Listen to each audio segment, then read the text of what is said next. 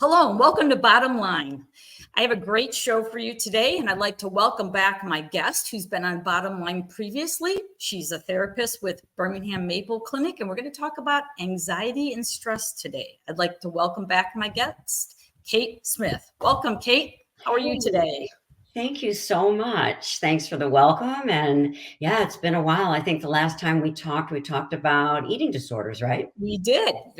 Great memory. So, Yeah. so today we're going to try to talk about, I think, what everybody is dealing with. I know I do all the time too. Anxiety and stress.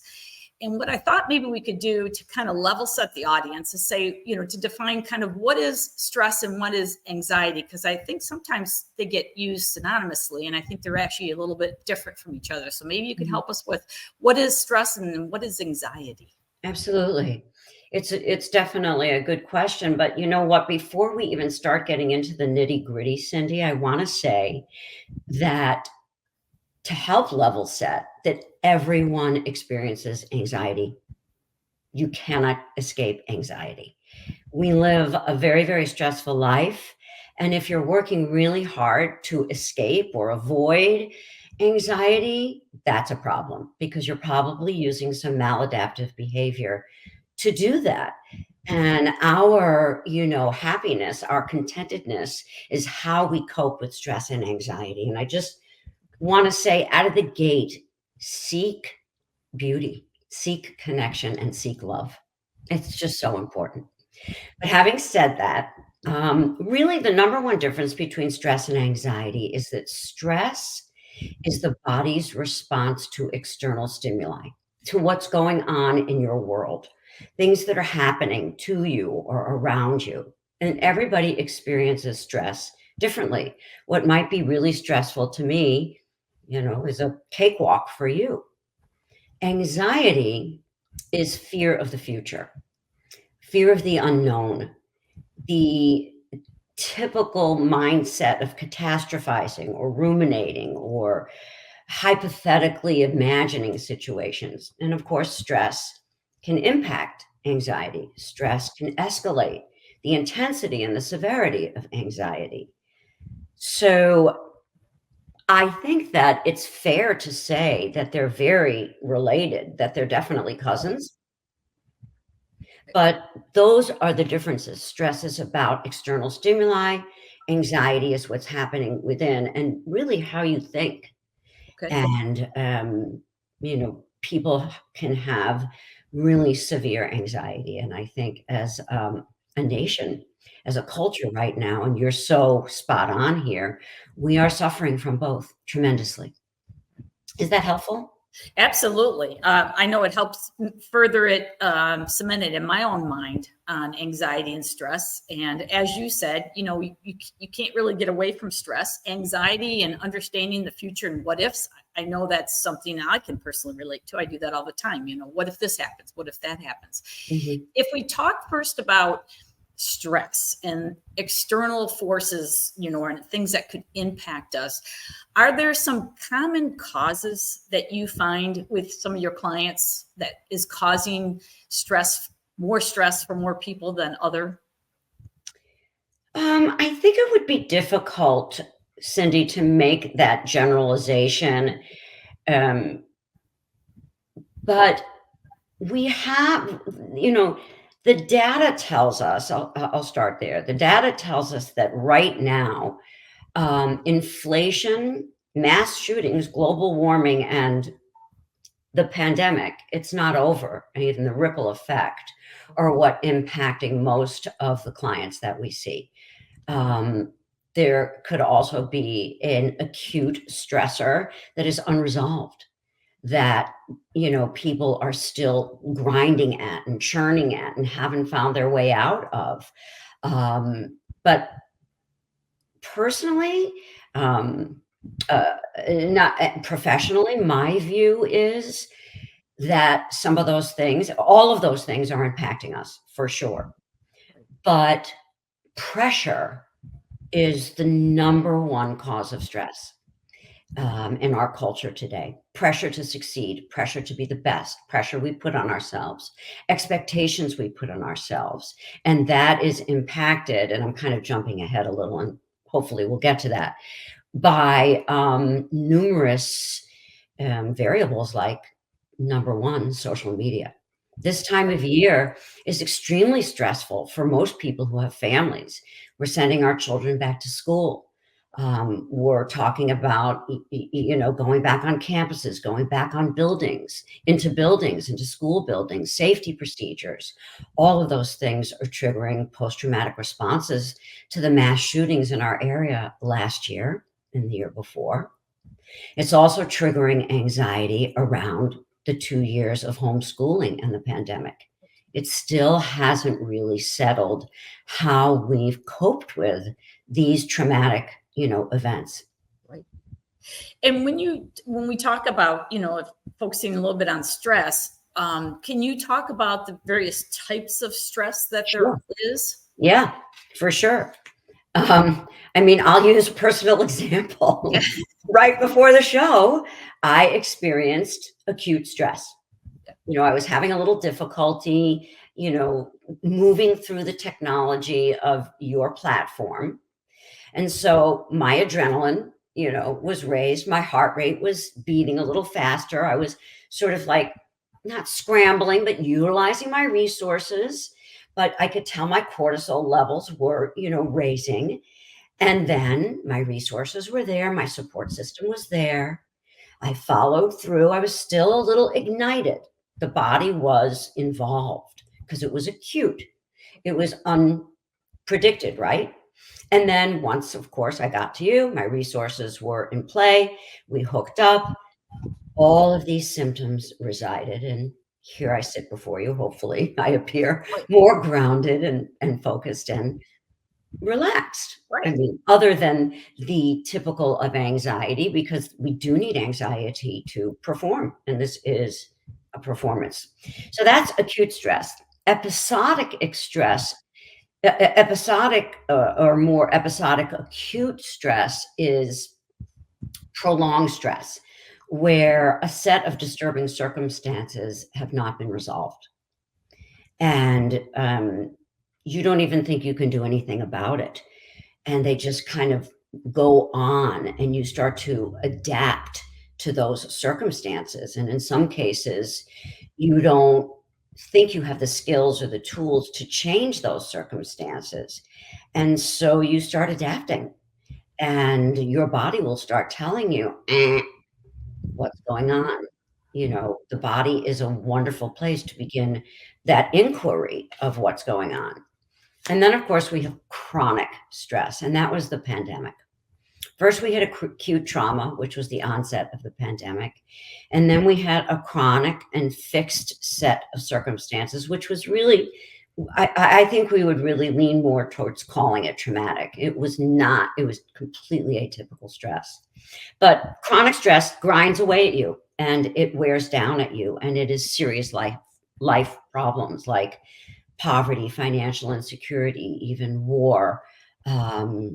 Again, the pandemic, illness. Those are chronic, stressors. Does that make sense? Oh yeah, I think for you? yes, it makes perfect sense. And especially, it sounds like too, when you can start with something acute, it, could turn into something a little more serious or become more long-term, more chronic, and so on. If people are watching the show, and we said maybe a little stress in everyone's life is okay. And again, some people's stress is different levels and things like that. What might someone look at themselves to where you would say, you know what, I think that's too much stress. You might want to look into a way to handle it and so on. Are there some signs and symptoms that we should look for in ourselves that stress is a little bit too much for us? Oh, absolutely. It's such a great question. I also want to add there is one more kind of stress that I think needs to just be put into this mix here, and that's toxic stress. And it is not as uncommon as you would think in the therapy arena. Violence, emotional abuse, physical abuse, of course, and that is trauma. So we have warning signals, right, Mhm. in the body and the mind. The body and the mind are so intricately connected. So I would say the answer to your question is that there's two kinds of symptoms, signs to pay Mhm. attention, and that is emotional reactivity, agitation, frustration, irritability, feeling overwhelmed, dry mouth, sweating profusely. It could lead to feeling, tension in the body, a lack of an inability to relax, which can lead to low self-esteem, a sense of inadequacy. Hopefully, you've noticed some of these things before they become extremely debilitating or profuse. I always say to people, don't wait. If there's an inkling, give yourself the gift of a support person or therapy. Most of the time, people are talking to themselves about the things that I Mhm. just described before they talk to someone else. Or someone else, a family member, a friend, even one of your kids will say, "Mom, you're so stressed out," or "You look so tense." So those are emotional signs, and then we have, they're kind of interchanged, but we have the physical signs: low energy, right? Insomnia, low immune system, clenching your jaw, lashing out at people, fatigue. Again, the mind and the body are intricately connected, and we cannot treat one without the other. And Kate, do you find that when many people are coming to you finally, to say, I need help, I have stress, anxiety, what do you think people have been trying to do on their own that maybe they shouldn't be doing, and then maybe just say, I need to go see someone? Yeah. I mean, that's so well put because that's why people come to therapy. What they're doing is basically what I alluded to in the beginning. If you're trying to avoid your stress or you're trying to minimize your stress unhealthfully, there are probably some maladaptive coping mechanisms going on, or coping mechanisms that no longer work because sometimes they did.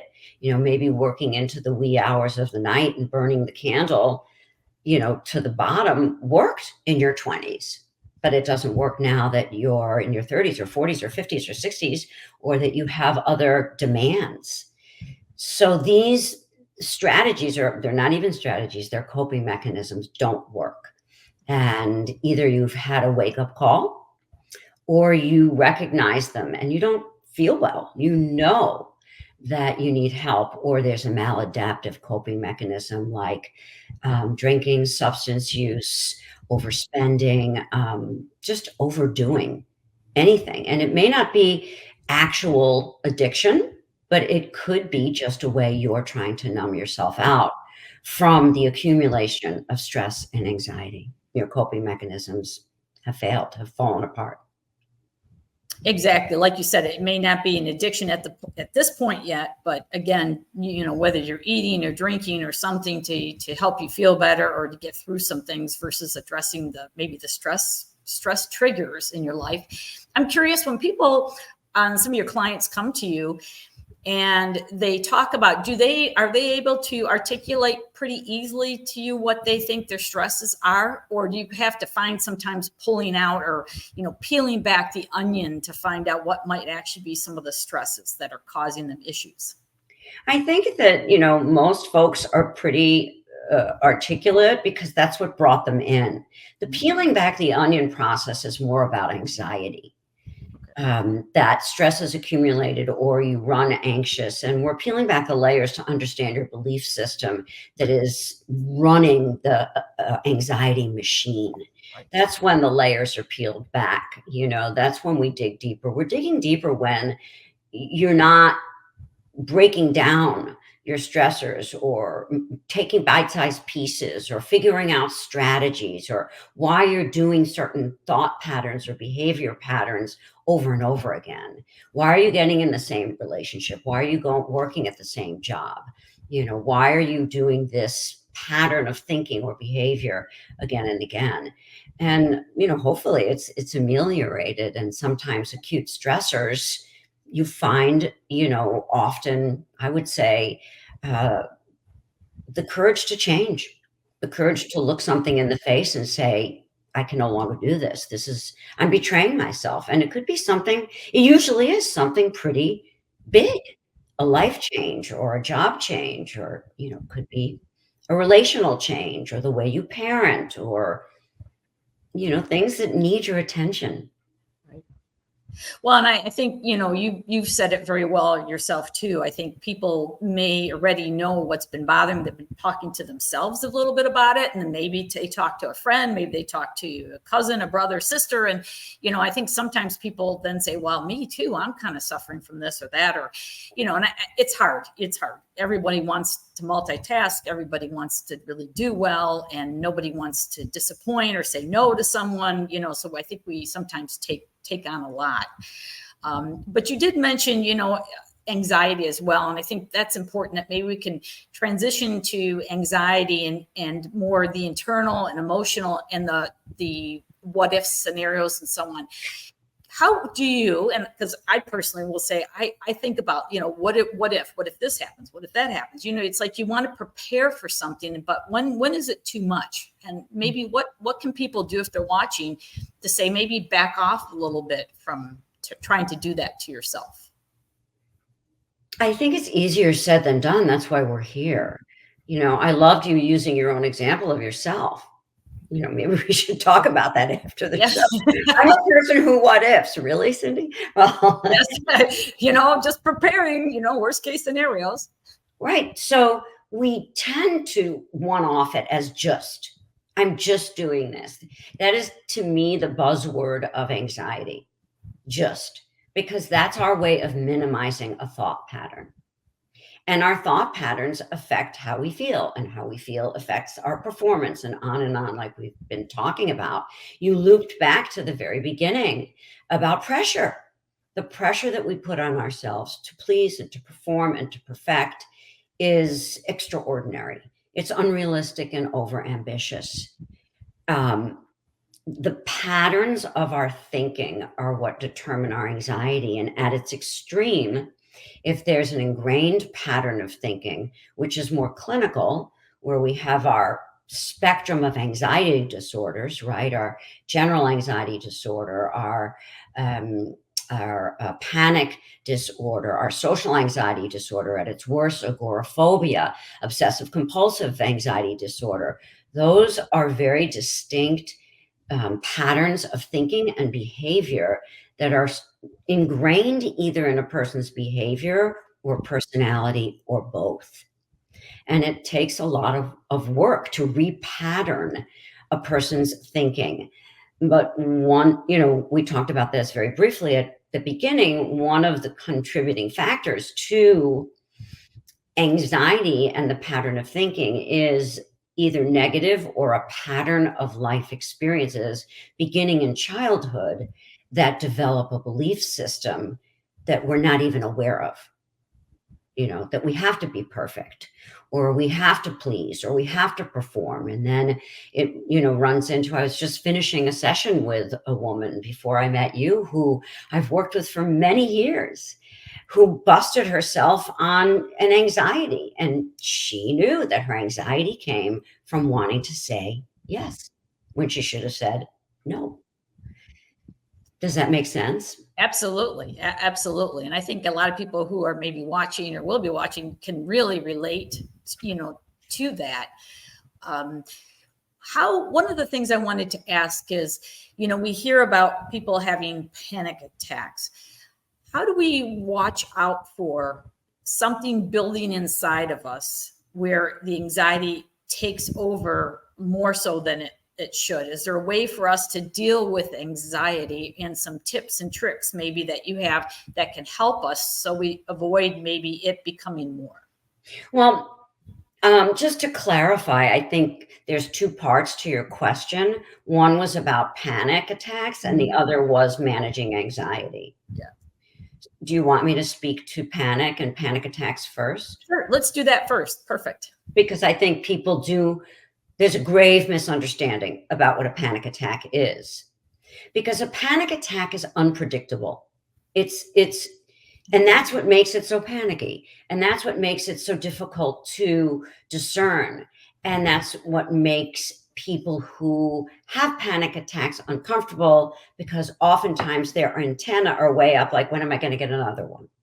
That's a major marker of panic disorder, is living in this state of hyper alert of when is my next panic attack going to happen. But a panic attack is unpredictable. It lasts for about, scientifically, a minute and 30 seconds. We don't always know what the trigger is. We don't.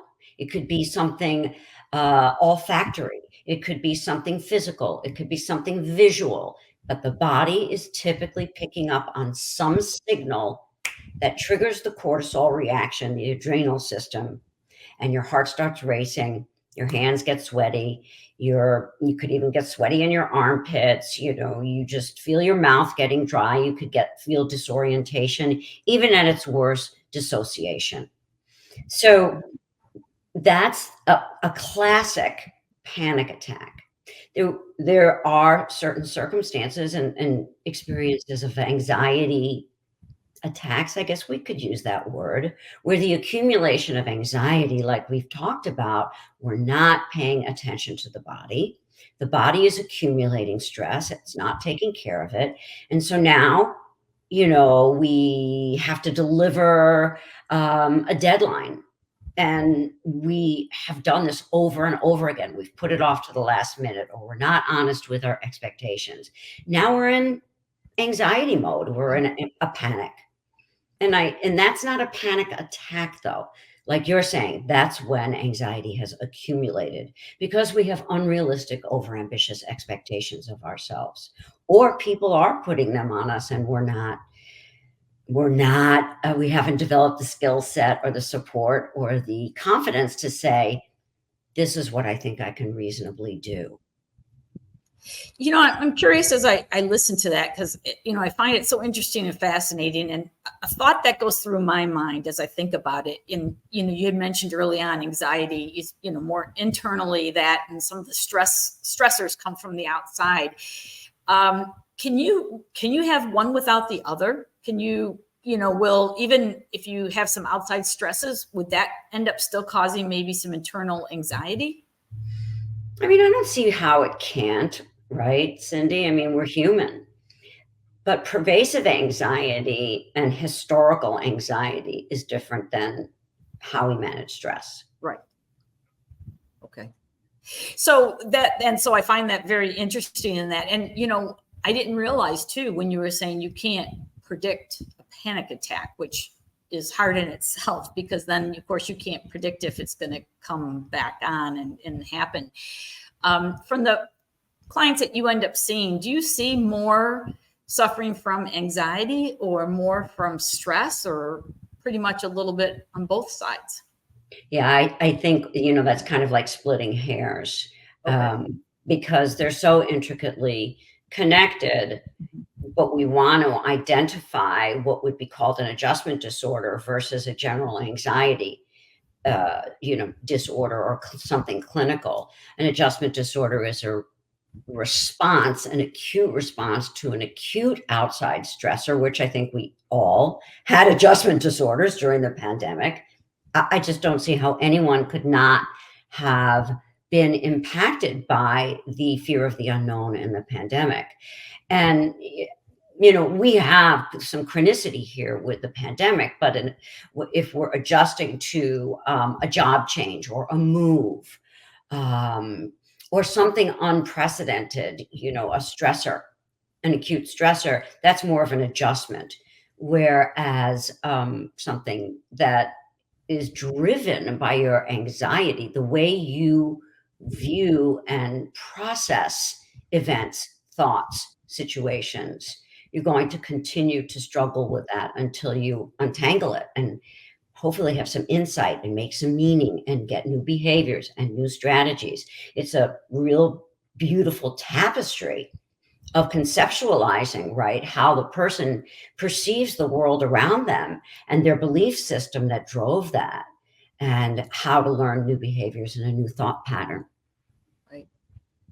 And one thing, Kate, I wanted to ask is, about our children today and our young adults, and, for that, what are there some things, stressors, of course, that we're probably putting on them, of course, or get good grades or good at sports or all those type of things. So if we have some parents watching, and from what from working with some of our younger adults and children in that, are there some things that you could say to the people who are watching to be cognizant about, to hopefully not add stress or anxiety for their children? Right. It's interesting. I don't treat teenagers or children anymore. I never, that was not my demographic, young children. I did treat teens, but I only treat women. And many of the women are parents. So it is like I'm talking to parents, because I talk to parents all day long. And they are most assuredly on hyper alert. Parents, women, I'm sure men as well, but women, parents are very concerned about their children's anxiety level, their performance level, very much because of the pandemic. It's not specific to single digit. It's not specific to double digit. They're still concerned about the social isolation that existed during the pandemic, the aftermath, the after effects, the ripple effects, their social skills, their academic skills. But I don't think it's specific to the pandemic. It's only magnified since we had a whole new way of learning and teaching and socializing. But back to the beginning, we as a culture are guilty of placing a tremendous amount of stress on our children, even our young adults, to perform to the degree that they think that they have to be the best all the time. And what is the best? And why be the best? Why can't you just be proud? We have a joke in my family that we've flipped from saying, "I'm so proud of you," to, "You should be so proud of yourself." It's about you. How do you feel? Not about how we feel. You assess how you're doing. Are you happy that you're on the team? Or do you need to be, the captain? Are you happy that you're like getting into Michigan? Or do you need to take 6 AP classes in your senior year? So I think that social media has contributed to that, because the realistic vision of ourselves has been so distorted that we can't even have a barometer about an internal compass about how to guide ourselves without looking over our shoulder or looking on social media to see how someone else is doing it. And it's an unrealistic, viral, altered reality. So, young adults, teens, that's what they're looking at, constantly comparing themselves to the best version of what someone's put themselves out there on social media. And it's unrealistic. And I think it's known that you can't, it's just like, can't believe everything you read online, so people can put things out there for whatever reasons and that. But I think, like what you said, it's just everybody needs to just take a step back and realize they don't have to be perfect. We're human and we all make mistakes, so we can't always do everything we'd like to do or help everyone or meet everyone's expectations. But as we wrap up the show, Kate, I just want to say thank you so much for being back with us on Bottom Line, and all the great information you've given us on stress and anxiety. And I just greatly appreciate that. And, I thank you for being with us, and I thank our audience for watching. I'm Cindy Kainz, and have a great, wonderful rest of your day.